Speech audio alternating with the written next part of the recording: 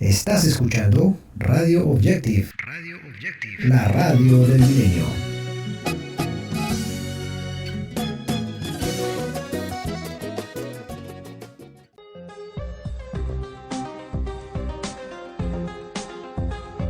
La radio qui donne la parole à ceux qui ne l'ont pas. Bonjour chères auditrices et auditeurs. En ce mardi 8 octobre, j'ai le plaisir d'accueillir à nouveau Fabio Ramirez Cortés pour continuer notre série d'émissions en bilingue français-espagnol concernant l'ODD, c'est-à-dire Objectif de développement durable, en association avec Objectif Radio de Colombia. Et à la technique, nous avons Roy et Belly. Bonjour Fabio, comment tu vas en ce mardi 8 octobre 2019 ? Bonjour David, je vais bien. Toujours un plaisir de t'accueillir. Merci beaucoup, ça me fait plaisir aussi d'être parmi vous. Vous voyez, merci. Pour cette troisième émission concernant donc, l'objectif de développement durable.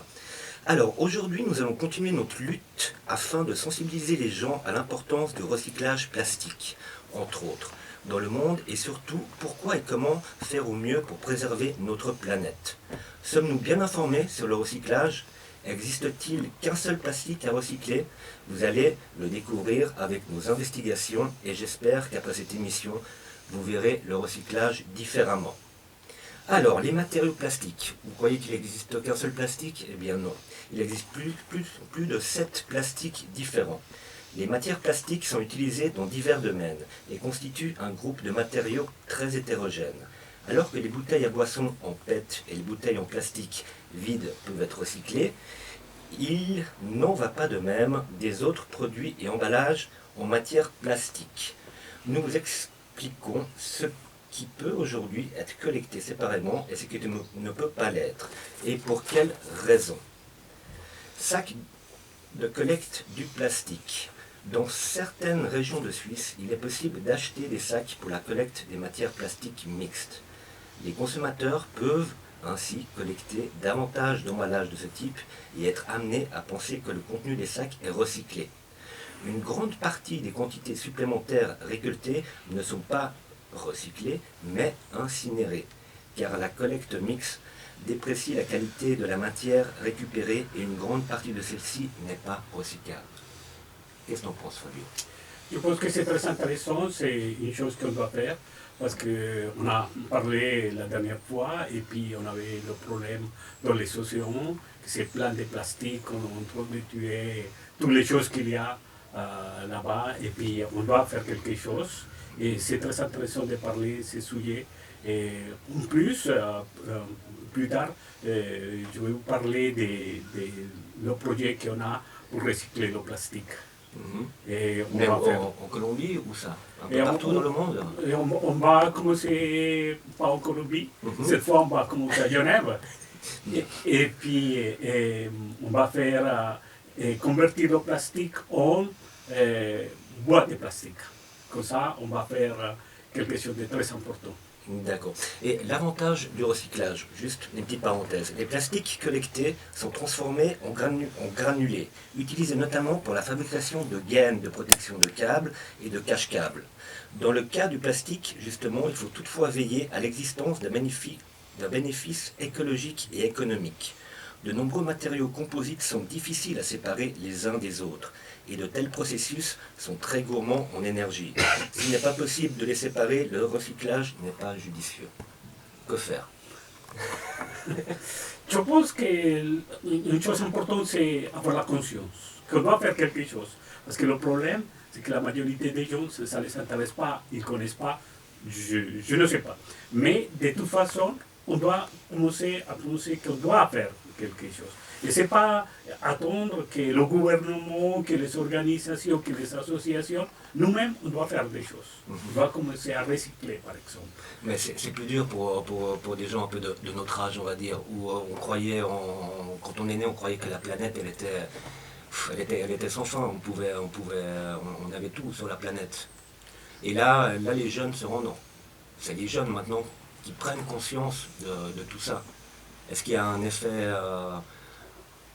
je ne sais pas. Mais on le voit.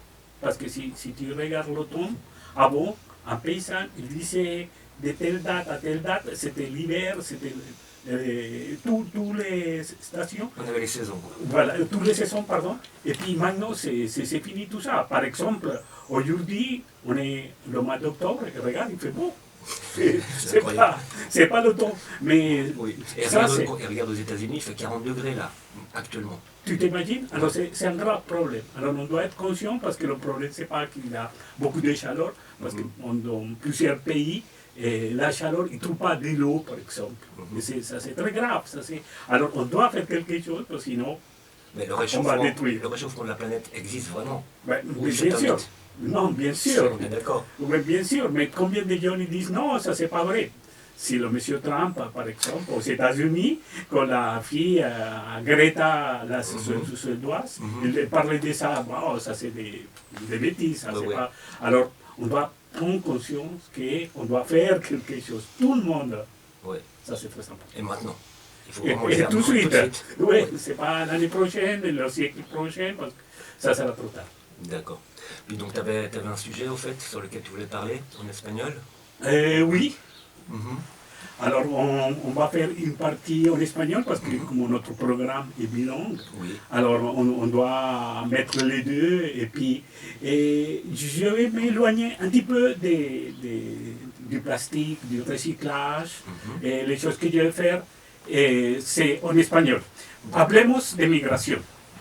En estos días vemos en las noticias, en los periódicos, en la televisión, que muchas personas migran de algunos países africanos. Ellos quieren llegar al continente europeo. Por el lado de Latinoamérica vemos muchos connacionales de algunos países latinoamericanos que quieren llegar al dorado americano. Estas personas van con la ilusión de encontrar un mundo mejor.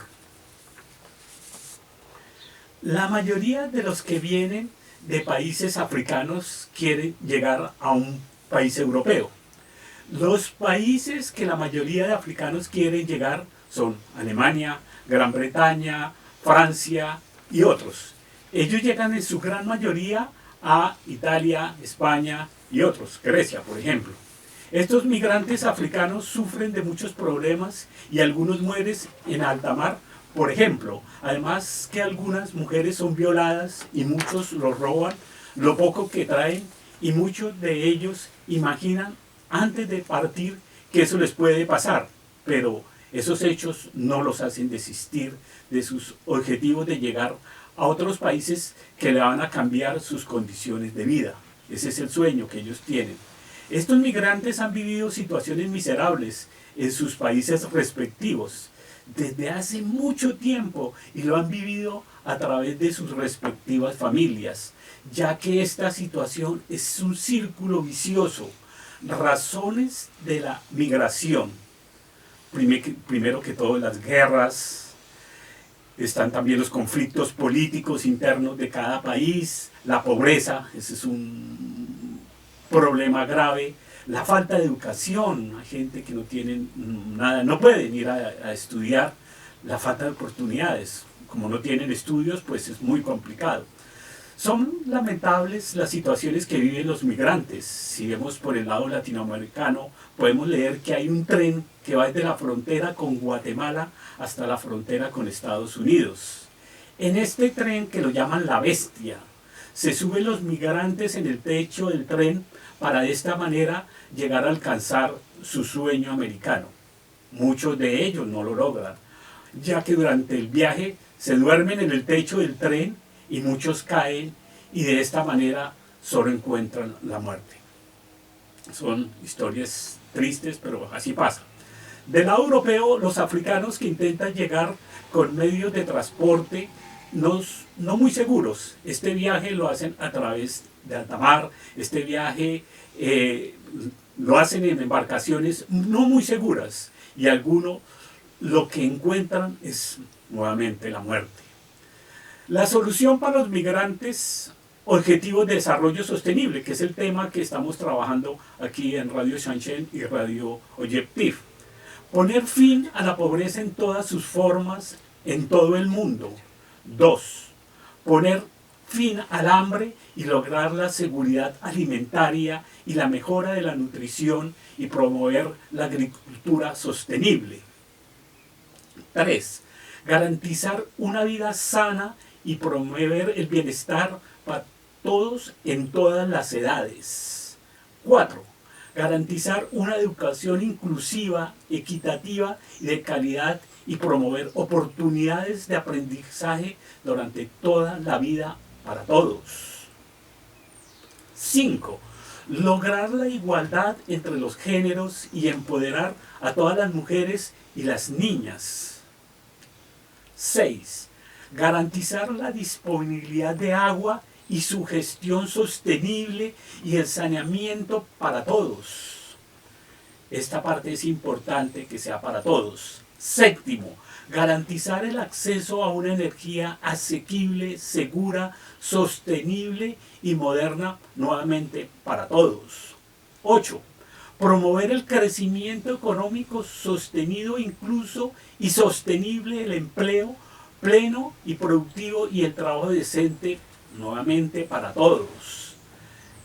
9. Construir infraestructuras resilientes, promover la industrialización inclusiva y sostenible y fomentar la innovación. 10. Reducir la desigualdad entre los países. 11. Lograr que las ciudades y los asentamientos humanos sean inclusivos, seguros, resilientes y sostenibles. Esa palabra es muy importante, que sean sostenibles. 12. Garantizar modalidades de consumo y producción sostenibles. De momento no se asegura en todas partes. 13. Adoptar medidas urgentes para combatir el cambio climático y sus efectos, que es el tema que estamos hablando en francés. 14. Conservar y utilizar en forma sostenible los océanos, los mares, los recursos marinos para el desarrollo sostenible, no llenarlos de plástico. Eso es el problema actual. 15. Proteger, restablecer y promover el uso sostenible de los ecosistemas terrestres. Tenemos que cuidar nuestro planeta. 16. Promover sociedades pacíficas e inclusivas para el desarrollo sostenible, facilitar el acceso y la justicia para todos y crear instituciones eficaces, responsables e inclusivas a todos los niveles. 17 y última, fortalecer los medios de ejecución y revitalizar la Alianza Mundial para el Desarrollo Sostenible. Estos son los temas que debemos tratar y que debemos tratar de apoyar, porque este es un esfuerzo de todas las personas. Esto no se lo podemos dejar a la ONU, a los gobiernos, es un problema de todos. Muchas gracias. On va continuer en français. Muy bien, con eso sería una planeta fantástica. Perfecto. Lo que tenemos que hacer. Es lo que tenemos que hacer. Bueno, on va continuer en français en parlant du recyclage un peu dans le monde. Oui. Comme ça, je rebondis un peu sur ce que tu as dit, histoire de donner quelques chiffres pour vraiment mettre en alerte un peu tous les gens, quoi. Voilà, qui connaissent un peu la vraie situation. Oui, qui n'est pas catastrophique, mais qui est en train de le devenir si on ne fait rien, effectivement, et maintenant, comme tu l'as dit. Et le recyclage dans le monde, avec plus d'1 million de tonnes de déchets par an à travers le monde, l'importance de respecter un recyclage adapté s'avère primordiale afin de réduire le taux de pollution atmosphérique et ainsi préserver l'écologie. Il est donc essentiel de recycler nos propres déchets et d'adopter un comportement écologique. En effet, de nombreux déchets accumulés provoquent une pollution de plus en plus importante sur notre planète. Les États-Unis restent le pays qui génère le plus de déchets au monde, avec plus de 236 millions de tonnes par an, suivi par la Russie, 200 millions de tonnes par an. Bien entendu, les pays les plus peuplés ont tendance à générer plus de quantité de déchets. Si la quantité de déchets générés varie selon le nombre d'habitants, il a été constaté que les petits pays sont les plus sales. En tête de liste, la petite île de Trinité et Tobago, avec une moyenne de 14,4 kg de déchets par personne et par jour. Le Sri Lanka, 5,10 kg et la Barbade, 4,75 kg. Les pays qui polluent le moins la planète sont le Ghana, qui ne produit que 0,09 kg de déchets par habitant, et l'Uruguay, avec 0,11 kg. Les pays qui produisent le plus d'efforts en termes de recyclage se trouvent être la Suisse, qui recycle plus de la moitié des déchets, l'Autriche, l'Allemagne, la Hollande et la Norvège figurent également parmi les pays les plus écologiques. Les États-Unis, bien que est celui qui génère le plus de déchets, détient également l'un des taux de recyclage les plus élevés au monde. Le plus mauvais élève est la Russie. Le plus grand pays du monde dans la région est l'un des pays qui génère le plus de déchets et recycle seulement 4% de ses déchets. C'est des chiffres Ça fait peur quand même, voilà. Très inquiétant. Ça fait beaucoup de tonnes de plastique qui sont jetées dans les océans ou qui sont jetées dans la nature. Dans la nature, que ça arrive dans les fleuves, et le fleuve arrive dans les océans. Et c'est impressionnant parce qu'on est en train de tuer beaucoup d'animaux. Mais on se tue nous aussi. C'est ça. Car on pollue au fait notre eau. Alors, c'est l'importance de faire quelque chose. Et je ne sais pas si tu vas continuer ou tu peux parler un peu. Non, parle, vas-y. Et nous avons un projet qu'on a parlé la dernière fois, c'est avec les bouteilles de PET et le plastique douce. C'est le plastique qu'on trouve dans les magasins qui nous donnent quand on achète quelque chose. Il le met et c'est des quantités énormes. Alors, notre idée, c'est de mettre ces plastiques ensemble. Et c'est pour ça que c'est très important ces explications, parce que ce n'est pas tous les plastiques qu'on peut recycler. Par exemple, pour les maisons, je ne sais pas si ça s'appelle le PVC, c'est les tubes. Oui, c'est ça. Alors, le PVC, on ne peut pas le recycler.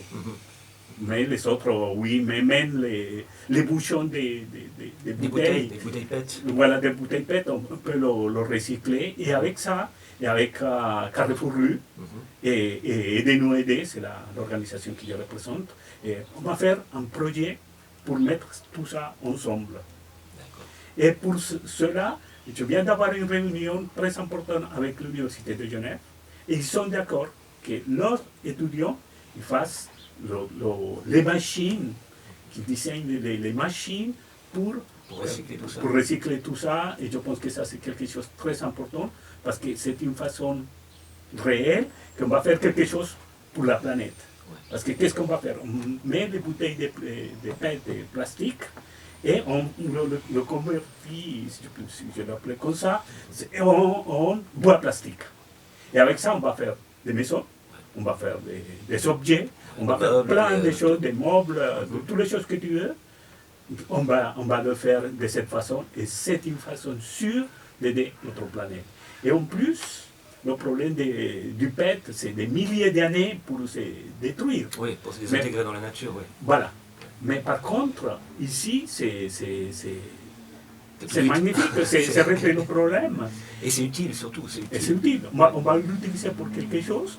Et autre chose qu'on essaye de faire, c'est qu'il y a beaucoup de personnes qui, en ce moment, ont la difficulté de trouver une place de travail. Ils auront une place de travail avec un projet qu'on est en train d'aider la nature et soi-même aussi. C'est une belle histoire à suivre alors. On se réjouit de la suite de tout ça. Et donc là, actuellement, tu es donc en train de chercher un local, c'est ça, pour essayer de mettre tout ça en place? Oui, je suis en train d'écrire partout. Je vais écrire à Caritas, je vais écrire à la Fondation Rolex, à l'Hospice Général, à tout le monde. Parce qu'on doit trouver ça, parce que ça c'est important. Et trouver des fonds. Ça c'est sûr, parce que si on n'a pas de fonds, mais que ce n'est pas trop cher, le système qu'on a trouvé, il y a une organisation aux Pays-Bas, dans laquelle il explique tout la mécanique pour construire les machines. Et ça devient moins cher, ça c'est sûr, mais de toute façon ça a un coût. Ouais. Et puis on doit trouver quelque chose, parce que si les gens, on les invite à venir et qu'ils trouvent un place de travail, il faut les payer, sinon ça sert à quoi? Il y a pas de les gens ne viennent pas. Alors c'est cette partie qu'on est en train de travailler, c'est de trouver beaucoup de choses, des fonds. Ça c'est très important. Ok, bon courage. Bon courage et on est là. On est là avec Radio Son Chaîne et Carrefour Rue, on essaiera de faire le maximum pour aller dans ce sens-là. Voilà, ouais, on va faire la publicité, on va montrer tous les avantages et la partie positive à l'Université de Genève qui nous dit, voilà, on va aider, ça c'est quelque chose de très, très important. Ouais, c'est un bel appui. Oui. Super. Ah bah écoute, tu veux rajouter quelque chose pour l'émission aujourd'hui? Non, pour l'instant...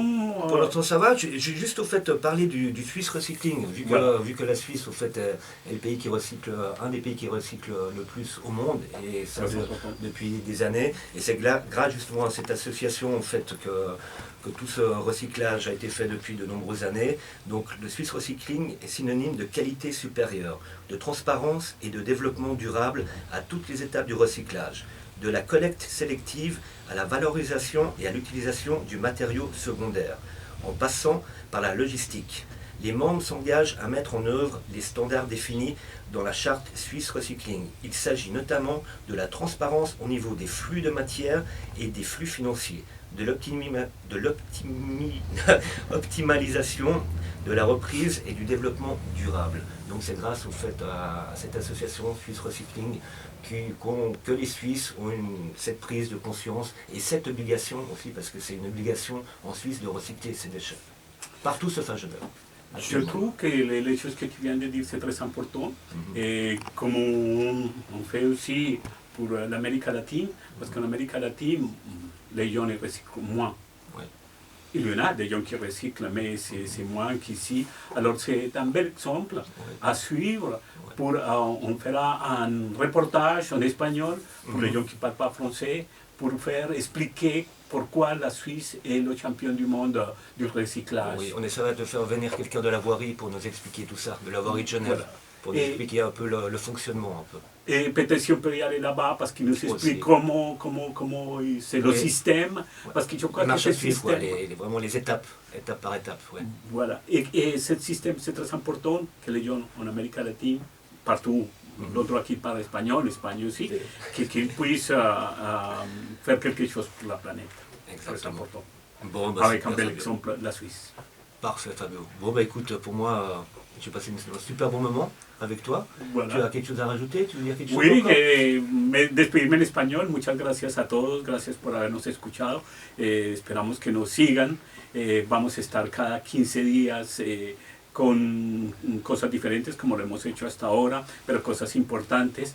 También nos pueden encontrar en radioobjectif.com. Es 3 veces Radio Objectif, o en una palabra, Objectif como se escribe en francés, .com, y ahí van a encontrar los videos. También quiero agradecerle la colaboración a Tatello, a través de su empresa Tagavisión, nos colabora para poder llevar esto a los videos. Y también agradecerles a Radio Shanchen, a todos los técnicos, a todo el mundo. Muchas gracias por la colaboración, que es muy importante para nosotros. Pues gracias a ti, Fabio, para venir aquí. Gracias a todos los españoles y todos los sudamericanos.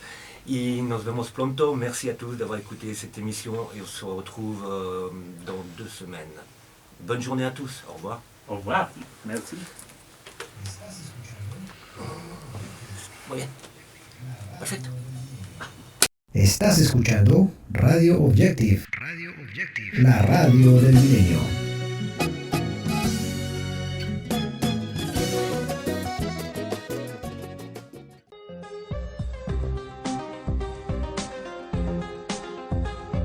La radio qui donne la parole à ceux qui ne l'ont pas.